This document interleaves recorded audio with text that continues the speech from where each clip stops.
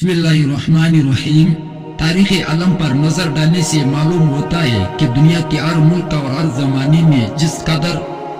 نبی، مسلح، پیشوا اور بانیان مذاق گزرے وہ سب کے سب ایک ذات الواجب الوجود کے قائل و معتقد تھے، اور سب نے اپنی اپنی جماعت کو ہستی باری تعالیٰ کا یقین دلانے کی کوشش کی۔ حضرت آدم علیہ السلام سے لے کر حضرت نوح علیہ السلام، حضرت ابراہیم علیہ السلام، حضرت موسیٰ علیہ السلام،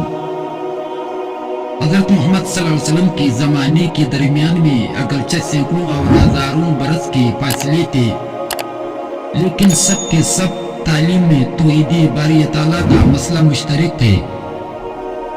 کرشن جی، رام چندر جی، گوتم بدھ اور گرو نانک ہندوستان میں ہوئے، کیکباد و زرتشت ایران میں گزری، کنفیوسس چین میں، حضرت لقمان علیہ السلام ایران میں، حضرت یوسف علیہ السلام مصر میں، حضرت لوط علیہ السلام شام و فلسطین میں تھی، لیکن توحید باری تعالیٰ عقیدہ سب کی تعلیمات میں موجود ہو۔ دنیا کے تقریباً تمام آدمی، مرد اور عورت، بچے اور بوڑھے، عیسائی اور یہودی وغیرہ اللہ تعالیٰ کو مانتے ہیں، یا صرف چند جو کسی قطار میں نہیں آ سکتے ہیں، ممکن نہیں ایسے بھی مل سکے جو اپنی زبان سے اللہ تعالیٰ کا انکار کرے مگر دل ان کی بھی ہستی باری تعالیٰ کے اقرار پر مجبور ہے،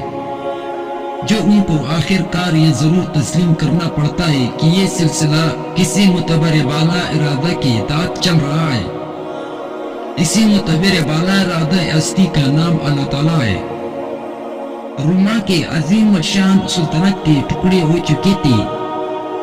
اس کے نیم و شانہ آئین و قوانین بھی مسخ ہو کر اپنے مظالم و معالب کو اور بھی زیادہ مہیا و موجود اور محسن کو جو پہلے ہی بہت کم تھے معدوم و مفقود کر چکے تھے۔ ایران کے شہنشاہی ظلم و فساد کا ایک مخزن بنے ہوئے تھے۔ چین و ترکستان خون ریزی و خونخواری کا معمول نظر آتے تھے۔ ہندوستان میں مہاراجہ اشوکا اور راجہ کنشک کے زمانے کا نظام و انتظام واحد تھا۔ مہاراجہ پرما جیت کے عید سلطنت کا تصور بھی کسی کے ذہن میں نہیں آ سکتا تھا۔ بدھ مذہب کی حکومت کا کوئی نمونہ موجود تھا، نہ برہمنی مذہب کا کوئی قابل تذکرہ پتہ و نشان دستیاب ہو سکتا تھا۔ عرب یا بدھ کا نام عقیدت سے لینے والوں کی حالت یہ تھی کہ حکومت کی لالچ، دنیا طلبی کی شوق اور ضعیف الاعتقادی کے نتیجے میں سخت سے سخت قابل شرم حرکات کے مرتکب ہو چکے تھے۔ شری کرشن کے نام کی سمرن جینے والوں کی یہ کیفیت تھی کہ اشرف المخلوقات کو نباتات و جمادات کے آگے سر بسجود بنا دینے میں ان کو دلیل نہ تھا۔ یورپ اگر ایک بیابان گرگستان اور وہاں کی باشندے حیوانوں سے بھی بدتر ان اشام و مردم کش درندے تھے، تو عرب تمام عیوب و فسادات کا جامع تھا، اور وہاں کے باشندے حیوانوں سے بھی بدتر حالات کو پہنچ چکے تھے۔ غریزہ دنیا کے کسی ملک اور کسی خطے میں انسانی نسل اپنی انسانیت اور شرافت پر قائم نظر نہیں آتی تھی، اور بارو بار سب معروف ہو چکے تھے۔ ایسی حالت میں جبکہ تمام دنیا تیرا و تاریکی ہو چکی تھی، ہندوستان والوں کا فرض تھا کہ وہ گیتا کے چوتھے باب میں شری کرشن مہاراج کے اس ارشاد پر غور کرتے کہ اے ارجن، جب دھرم کی ہانی ہوتی ہے اور ادھرم بڑھ جاتا ہے تب میں نیک لوگوں کی رکشا کرتا ہوں اور پاپوں کا ناش کر کے دھرم کو قائم کرتا ہوں۔ ایران والوں کا فرض تھا کہ وہ شت و خور زرنشت کے ارشادات کے موافق کسی رہبر کی تلاش میں نکلتے۔ یہودیوں کے لیے وقت آ گیا تھا کہ وہ فاران کے پہاڑوں کی چوٹیوں سے روشنی کی نمودار ہونے کا انتظار کرتے اور معماروں کے روکے ہوئے پتھر کو کونے کا پتھر بنتے ہوئے ادعا اور انکار سے باز رہتے۔ عیسائیوں کا فرض تھا کہ وہ دعائے خلیل اور نوید مسیح کو اپنی امیدگاہ بناتے۔ لیکن دنیا کے عالمگیر فساد اور زمانہ کی اہمیہ گیر تحریکی نے دلوں کو اس قدر سیاہ اور آنکھوں کو اس قدر بے بصارت بنا دیا تھا کہ کسی کو اتنا بھی ہوش نہ تھا کہ اپنے آپ کو مریض جانتا اور دوا کی طلب میں قدم اٹھاتا۔ ایسے زمانے اور ملک عرب جیسے خطے میں ہادی برحق رسول رب العالمین خبر البشر شفیع المذنبین حضرت محمد صلی اللہ علیہ وآلہ وسلم نے شرک کی خباثت، بت پرستی کی تاریکی، فتنہ و فساد کی نجاست اور عصیان و بے شرمی کی پلیدی کو دور کرنے کے لیے لا الہ الا اللہ کی آواز بلند کر کے انسانوں کو با اخلاق انسان اور با اخلاق انسانوں کو با خدا انسان بنا کر دنیا کی تاریکی و ظلمت کو ہدایت، نور، امن، راستی اور نیکی سے تبدیل کرنے یعنی گمراہ بت پرست عصیان شعار لوگوں کو مسلمان بنانے کا فریضہ انجام دیا۔ حضرت نوح علیہ السلام عراق عرب کے گمراہ لوگوں کو راہ راست پر لانے میں سینکڑوں برس مصروف تبلیغ لے کر آخر کار تلوار سے سپا کے سپا کرنے پر مجبور ہوئے۔ حضرت عیسیٰ علیہ السلام نے مصریوں اور ان کے متکبر بادشاہ کو راہ راست پر لانے کی امکانی کوشش کی، لیکن بلاخر موسیٰ علیہ السلام نے اور بنی اسرائیل نے وہ نظارہ دیکھا جس کی نسبت ارشاد ہندوستان میں مہاراجہ رام چندر جی کو لنکا پر چڑھائی اور راکشوں سے لڑائی کرنی پڑی۔ شری کرشن مہاراج کو کشتر کے میدان میں ارجن کو جنگ پر آمادہ کرنا اور کوروں کی نافرمان جماعت کو پانڈو کے ہاتھوں پر بات کرنا پڑا۔ ایران میں زرتشت نے اسفندیار کی پہلوانوں اور سلطنت کیانی کی حکمرانوں کو ذریعہ تبلیغ و اشاعت بنایا، مگر پاکستانی صحائف اور عمرانی روایات جو ایل تک پہنچی تھی سب کے سب متفق ہے کہ تمام قابل تکریم بانیان مذہب اور مستحق کی تعظیم دیان صداقت کی کوششوں اور کامیابیوں میں یہ نظیر ہرگز تلاش نہیں کی جا سکتی کہ 25 سال سے کم مدت میں دنیا کا بہترین ملک اور عرب کی جاہل وحشی لوگ ساری دنیا کے معلم اور سب سے زیادہ مذہب و با اخلاق بن گئے۔ 100 برس سے کم یعنی صرف 80 سال کے عرصے میں حضرت محمد صلی اللہ علیہ وسلم کے لائے ہوئے مذہب کو ماننے والے بیرائے اٹلانٹک سے بیرائے الکاہل یعنی چین کی مشرقی ساحل تک پایوں کے تمام تمدن دنیا کا احاطہ کر چکی ہو، اس مغیر العقول اور خارق عادت کامیابی کی نظیر دنیا پیش نہیں کر سکتی،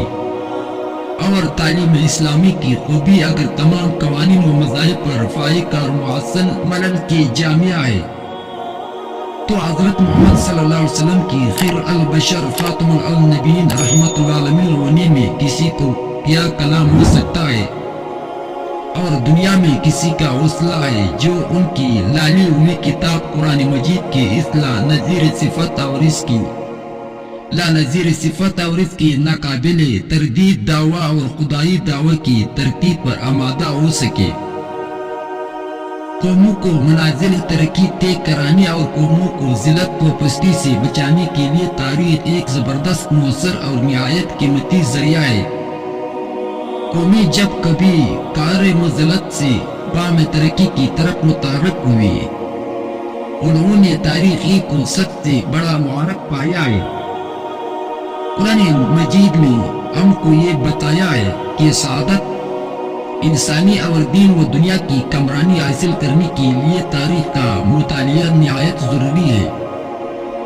چنانچہ اللہ تعالیٰ نے لوگوں کو عبرت پذیر اور نصیحت یاب ہونے کے لیے کلام پاک میں جا بجا اما سابقہ کی حالات یاد دلائی ہے کہ فلاں قوم نے اپنی بدعمالیوں کی کیسی نتائج دیکھی اور فلاں قوم اپنے اعمال حسنہ کی بدولت کیسی کامیاب و فائز المرام ہوئی۔ آدم علیہ السلام، نوح علیہ السلام، ابراہیم علیہ السلام، حضرت موسیٰ علیہ السلام کی واقعات اور فرعون، نمرود، عاد، سمود وغیرہ کی ہم کے حالات قرآن کریم میں اس لیے مستور نہیں ہے کہ ہم ان کو دل بہلانے اور نیند لانے کا سامان بنائیں، بلکہ یہ سچی اور یقینی حالات اس لیے ہمارے سامنے پیش کیے گئے ہیں کہ ہمارے اندر نیک کاموں کے کرنے کی ہمت اور بدعمالیوں سے دور رہنے کی جرأت پیدا ہو اور ہم اپنے حال کو بہتر مستقبل کا ذریعہ بنا سکیں۔ انبیاء علیہ السلام جو نوح انسان کے سب سے بڑے محسن، سب سے زیادہ خیرخواہ اور سب سے زیادہ شفیق علی الخلق اللہ ہوتے ہیں، انہوں نے جب کبھی کسی قوم کو ہلاکت سے بچائے اور عزت و سعادت سے ہمکنار بنانے کی صحیح و کوشش فرمائی ہے تو اس قوم کو عہد ماضی کی تاریخ یاد دلانی ہے۔ دنیا کے بڑے بڑے لیڈروں اور ریفارمروں میں کوئی بھی ایسا نظر نہیں آتا۔ یہی وجہ ہے کہ ہر ایک واعظ اور ہر ایک لیکچر جو سامعین کو اپنے حسب منشاء پر جوش اور حمادت دار بنا سکتا ہے، اس کے عوض یا لیکچر میں بآسانی واقعات اور بزرگان گزشتہ کے حالات کی یاد دہانی یعنی تاریخی جانشینی ضرور موجود ہوتی ہے۔ مشاعر گزشتہ کی اعلیٰ واقعات جن مشاعر سے مذہبی، قومی، ملکی تعلقات کے ذریعے ہمارا قریبی رشتہ ہوتا ہے، ان کے حالات کا ہم پر زیادہ اثر ہوتا ہے۔ بہم وارجن اور بکر ماما جیت پر و پرتی راج کی داستانیں ہندوؤں پر جو اثر کرتی ہے، عیسائیوں پر ان کا ویسا ہی اثر نہیں ہوتا۔ یہی وجہ ہے آج جب قوموں کی تاریخ کی اثر و نتائج سے لوگ واقف ہو چکے ہیں اور یہ حقیقت علم اشکار ہو چکی ہے کہ کسی قوم کو زندہ کرنے اور زندہ رکھنے کے سامانوں میں اس قوم کی گزشتہ تاریخ سب سے زیادہ ضروری سامان ہے، تو ہم اپنی آنکھوں سے دیکھ رہے ہیں کہ وہ قومیں جو اپنی کوئی عظمت و پرشوکت تاریخ نہیں رکھتی، فرضی افسانوں اور جھوٹے قصوں کی تصنیف و تعلیق میں مصروف ہے اور ان فرضی قصوں کو تاریخ جامعہ پہنا کر افراد قوم اور نوجوانوں ملک کے سامنے اس طرح پیش کر رہی ہے کہ ان کی صداقت کا یقین ہو جائے۔ دروغ، جھوٹ کو فروغ دینے کی یہ قابل شرم کوشش قوموں کو معاذ اس لیے کرنی پڑ رہی ہے